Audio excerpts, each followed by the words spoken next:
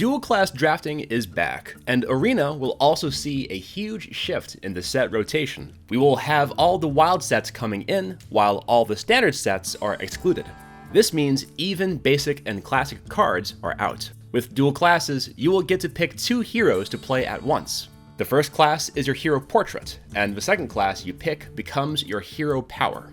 Cards from both classes will appear in the draft. Historically, Rogue, Mage, and Warlock are the best hero powers, so you want to aim to pick these classes second. Conversely, you want to pick Warrior, Shaman, and Priest first, because their hero powers are the worst. With all these changes, let's dive right in on the winners and losers with this new set rotation. Before we continue, make sure to subscribe to the Tempo Storm YouTube channel to keep up with our Hearthstone content. Now, let's begin. Warlock is by far the best class that has a much stronger wild set. Gul'dan will be losing good cards like Hellfire, Shadowflame, Siphon Soul, and Dread Infernal, but gains a lot more premium cards. Abyssal Enforcer is a better Hellfire, Despicable Dreadlord is a better Dread Infernal, and Blast Crystal Potion can replace Siphon Soul. Fellfire Potion, Defile, and Doom are coming back, so the class is not even close to running out of board clears. Even the Zoo archetype should remain viable with the return of Goblins versus Gnomes, and key cards such as Imp Gang Boss, Kobold Librarian, and Implosion making their return. Druid is another winner with this rotation. The evergreen sets are not particularly strong, with Savage Roar, Power of the Wild, and Swipe at the forefront. Mark of the Lotus can replace Power of the Wild, while Ultimate Infestation gives Druid insane value if they can reach turn 10. Raven Idol and Lotus Agents can also discover Ultimate Infestation, further improving the rate at which it is seen. The wild sets will also give Druid hard removal, mid-range power, and premium early gameplays. Druid will be the aggressive class to beat other than Zoo-style Warlock.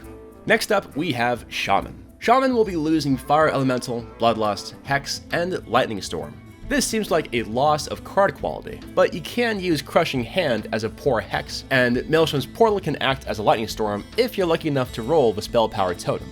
In Fire Elemental's place, we have the 4-mana 7/7 coming back with a bunch of good Jade cards. The token strategy involving Bloodlust will likely not be possible, but evolved mechanics are back, and there are plenty of weapons available to push tempo.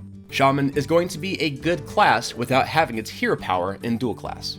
Paladin is an interesting class to assess. On one hand, you see the loss of premium cards like True Silver Champion, Aldor Peacekeeper, and Blessing of Kings. But there's also a lot of really bad cards moving out as well, such as Eye for an Eye, Redemption, Holy Light, and Hand of Protection. At the same time, there are way more premium cards moving back in. Remember Muster for Battle, Cog Hammer, Shielded Minibot? Broken Ungoro cards will stay in the next rotation too, so you'll still see Spikeridge Steed, Vinecleaver, and the rare Sunkeeper Terran. Keeper of Uldum will still be here as well, which makes the loss of Peacekeeper much less impactful. A general observation is that we'll be seeing less board clears, so Paladin can easily run away with an aggressive lineup. For dual class purposes, it's best to take Paladin first to have access to its premium cards, while having a Rogue or Warlock hero power to push the aggressive strategy. Among the losers of the dual class, we have Mage. The class is losing a lot of popular premium spells. In Arena, what historically carried the class was its flexible hero power and strong common spells. Without them, the class will be missing board clears. The only common board clear we get in Wild is Twilight Flamecaller. In its rare and epic slots, there's Volcanic Potion, Dragon's Fury, and Meteor. Without enough powerful board clears, the class will be very difficult to play in control. Fortunately, given the strength of Fire Blast, Mage will still likely be a decent class if picked second. We can see strong combinations with Priest and Shaman to increase the amount of board clears available to Jaina. Hunter will be another loser with this next rotation. The class will lose a lot of premium cards in the classic set that pushed its aggressive mid-range archetype. Likewise, Uldum gave Rexxar, Desert Spear, and Hunter's Pack, which pushed their card quality even further. The wild sets do not have enough quality added back in. Call of the Wild and Glaivezuka are returning, but that's about it. The class will always be a good combination with Druid due to the beast synergies, but unless the meta is really aggressive, Hunter will need a strong partner to compensate for its lackluster pool.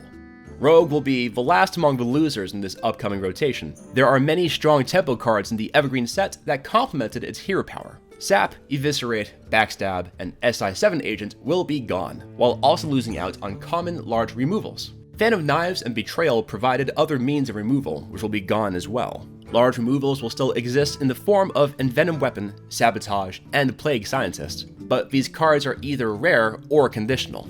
Shadow Strike and Dark Iron Skulker will return as premium removal, but the overall pool looks weaker than before. Rogue's hero power will likely remain as a strong class to pick, but will require other aggressive classes to make up for the loss of quality. Lastly, let's look briefly at classes that didn't change all that much, such as Priest. The Evergreen set always lacked a strong board clear, with Holy Nova being its only option. In its absence, we will see Dragonfire Potion, Potion of Madness, Light Bomb, and Spirit Lash. Mind Control and Shadow of Death will also be gone as large removal options, but Entomb will still remain for the next rotation. Don't forget, Priest will also have Cabal Talon Priest and Dark Cultist coming back, so the class can definitely snowball on the board rather than playing for a slow attrition game. It looks like Priest will change its class identity, but it's unclear whether it's for better or worse. Last, we have Warrior. Like Druid, the class didn't really miss out much from its core set, with Execute and Arathi Weaponsmith being the main cards you saw often. However, losing Execute is a big loss, since the only other heavy removal it has is Crush. Gore Howl and other weapons acted as removal, but there isn't any shortage of weapons in the next set.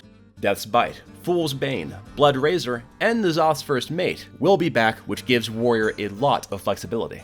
In dual class, Warrior usually thrives due to the strength of weapons in Arena. At the same time, you can avoid its useless hero power by picking another hero power from a secondary class. The class will definitely be better than before, but isn't enough to leave the bottom 3.